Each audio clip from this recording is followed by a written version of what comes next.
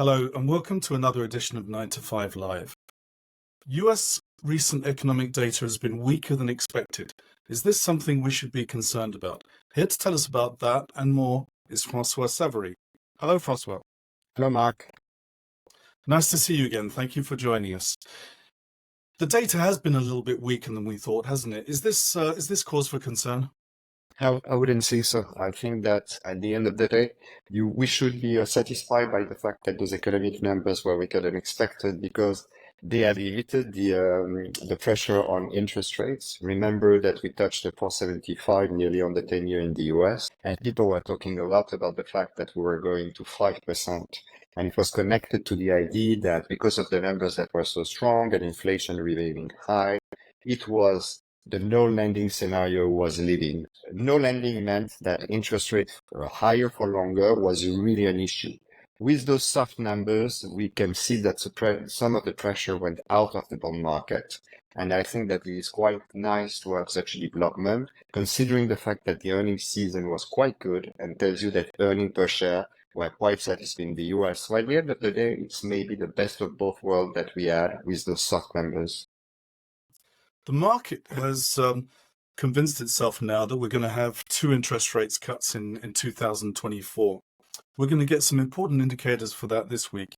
Both PPi and CPI are being announced. Consumer Price Index is expected at 3.4% from 3.5%. What would happen if CPI was announced at 3.3 or maybe 3.6? The volatility on the market would be quite high because I think that if you had the 3.6 number, it would be bad. It would be bad because it would really again reinforce the case of the stagflation scenario, and you have some people who would get worried, and I think it would be dangerous both for the bond market and for the equity market. If the number comes lower, I think that it would support the recent recovery in the equity market that we experienced. Because if we reinforce what you mentioned before, which is the fact that from nearly zero interest rate cut a few weeks ago, now people are expecting two rate cuts by the end of the year. So it would force a scenario that higher for longer is only a matter of months, not a matter of quarters, before the Fed is acting on interest rates. The drivers of inflation at the moment, what are they? And is there recent price movement? Is that something that can reassure us about the future moves on inflation and therefore the future interest rate moves? I think that the recent numbers on inflation are going along the lines of a scenario that is established by many economists, and that was not necessarily trust by investors. Really, it goes into the fact that you had some more inflationary pressure in the system. Inflation came down, and it was a base effect that produced the easy part of inflation. But now we are dealing with the fact that there is whatever people say, there is a little more inflation in the American economy, and that we need to live with that. But it doesn't mean that inflation is going to stay at 3.5, but maybe instead of going between 2.5%, inflation will remain more into the 2.5-3% range, because you have some difficulties in bringing down all the components of inflation. Does the recent moves in the petrol price, does that reassure you about the components of the inflation numbers? Yes and no, but what is reassuring is that the fact that oil price is coming down is going to support the consumer. I think that it's very interesting. It's in terms of growth that it's supported because gasoline prices went up quite significantly in the US. We also last week that the Michigan survey was not particularly good. So it's very, very important for the US economy that the consumer is able to stay and to consume. And that's something. Considering the fact that savings at a very low level, you need to see those kind of development to support the purchasing power of consumers. So it is in this regard that those numbers are very effective. Okay, well, talking about the consumer then, the recent earnings numbers have been very, very good, surprisingly so even. But the wage earnings, they haven't been going up at all or very, very slightly. Is there a disconnect between Wall Street and Real Street? And why isn't there more of a trickle effect from the big earnings improvements down to the average man in the street? The point of earnings being so good, I would disagree with you. I would tend to disagree with you in terms of the fact that wages and etc. did not went up quite significantly. We are running at a rate of wage growth, average early earnings, which are close to 4%. It's less than it used to be when you had the big inflation. Don't forget first that this is a nominal number.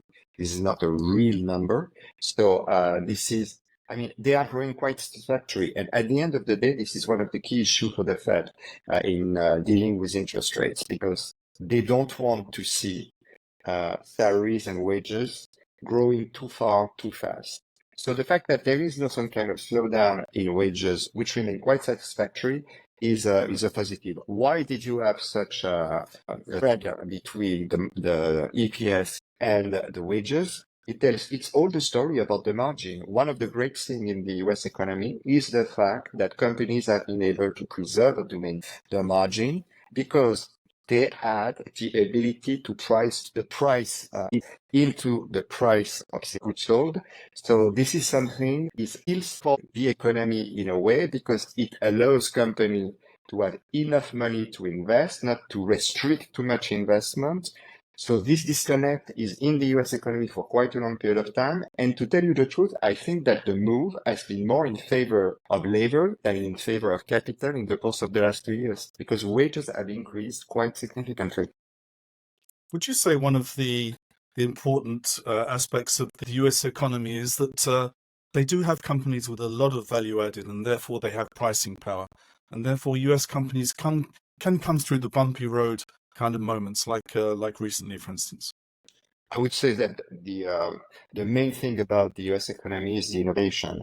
What makes a huge difference between Europe and the US, and we alluded to this point, is that when you look at the indices in the US, they are made of AI companies, technology companies that have become very profitable. This is something that is very, very important for the US economy. We don't have those kind of things, or very limited.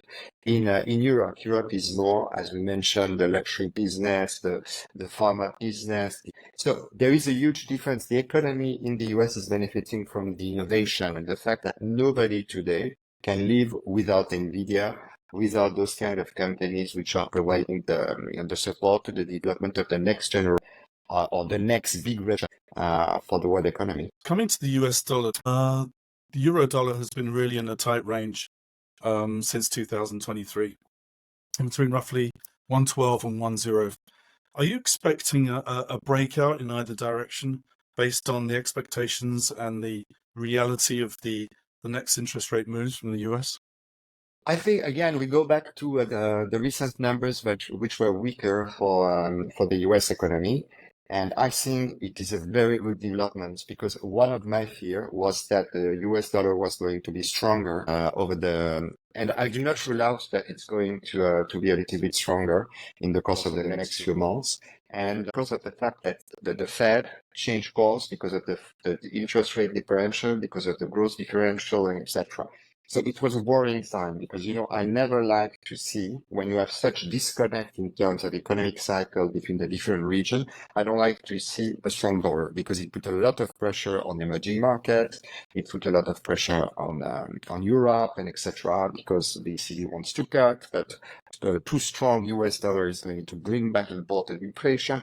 So the fact that you had those weaker number coming in the US economy over the last 2 weeks is very good for the US dollar because it's going to stabilize and not going too strong in the coming weeks, to my point of view. So I'm quite satisfied that it's at this place and that it has not gone back to 105 or I think against the euro. I think it's very, very, very good development.